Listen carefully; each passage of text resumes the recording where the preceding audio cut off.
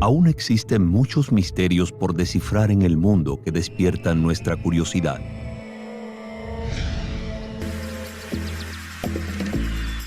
Hoy, 3 extranjeros han viajado al distrito de Pujiang, provincia de Zhejiang, China, porque aquí hay un lugar increíble esperando que lo exploren.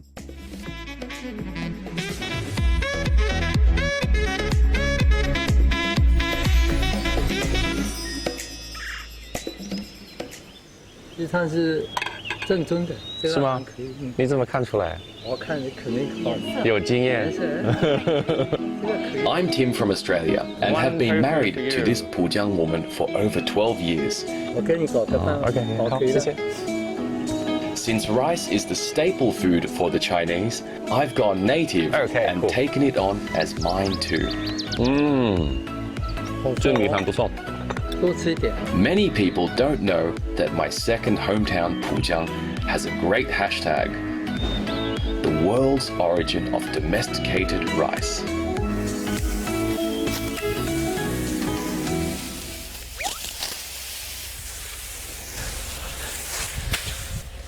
"10,000 years ago, here at Shangshan, Pujiang, the ancient Chinese started planting rice.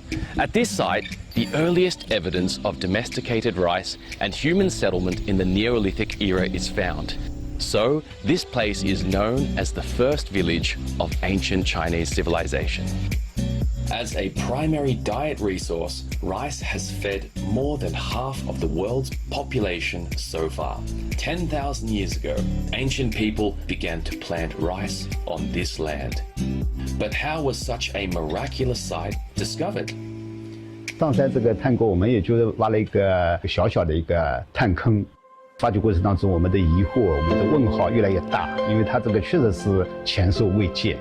当时发现的时候呢，上山是一个小山丘，就是它不适合这个种植水稻，所以上山遗址是已经列入到了浙江省土地这个平整的这个计划当中，所以当时非常的危险啊，我们马上向县里呢做了汇报，把这个遗址呢给它保护下来了。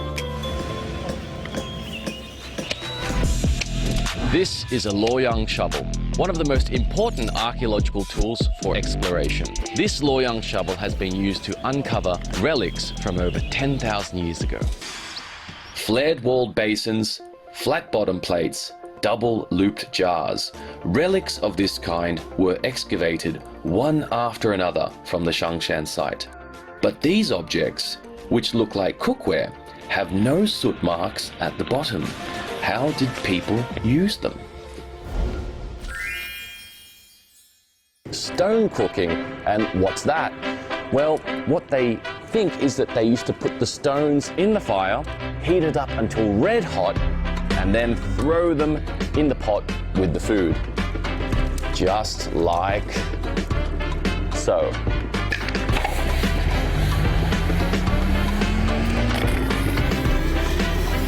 This is just what we have conjectured. So far, there is no accurate answer.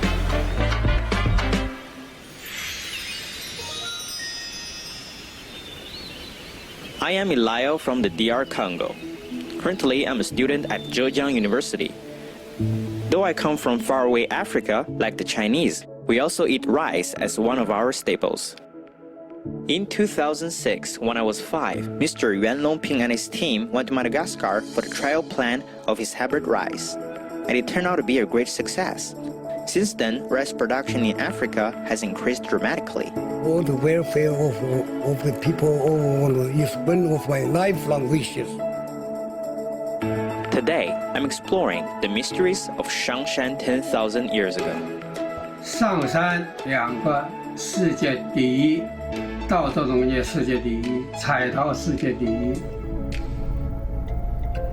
Painted pottery appeared in my hometown Africa, but in the Shangshan culture, they appeared even earlier.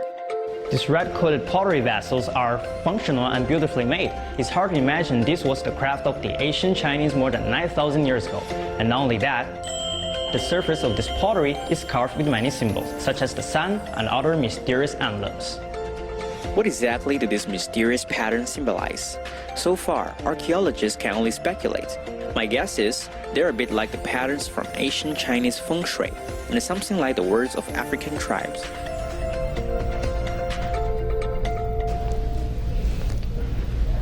If you use a magnifying glass to observe these pottery shards carefully, you will find that apart from the clay, there's something else in there. Let's take a look.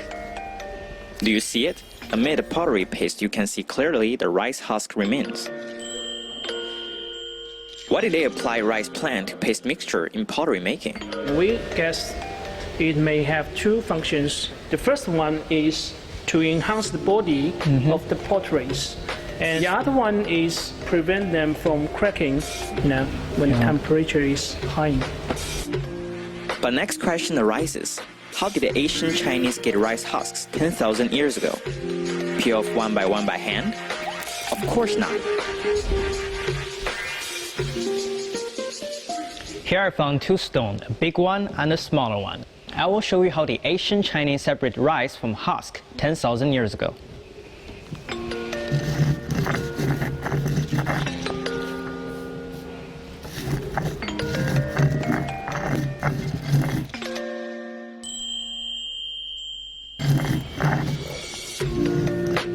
Archaeologists have not stopped studying rice concerning the Shangshan culture, and the mystery is still being gradually revealed.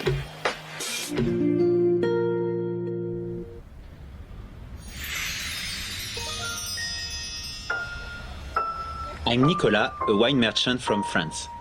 The world's earliest wine is probably fruit wine, followed by grain wine, which is an important discovery. Generally, only when there was a harvest and granaries were full would the ancient Chinese use grains to make wine. Wine residue more than 9,000 years old was found at Qiaotou site of the Shangshan culture. So this place deserves the name, the world's origin of domesticated rice.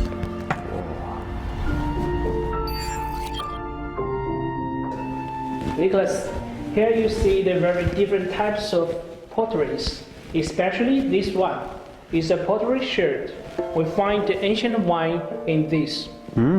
So, how have you determined that wine ever appeared in the Shangshan culture? We did some chemical analysis. We find the residues such as rice, dropsticks, tuber roots, and the moss and yeast. Some people may use it to make the wine. Wow, incredible. French people love drinking, and they drink a little red wine almost every day. Yet, the history of winemaking in France is not as long as that of the Shangshan culture. I'm curious. What did the discovery of wine mean to the society at that time? Here you see the human skeleton. Its carbonate date is 8 to 9,000 years. See this red jar in his hands? Some people say it was once filled with wine, and this posture was held for a sacrificial ceremony.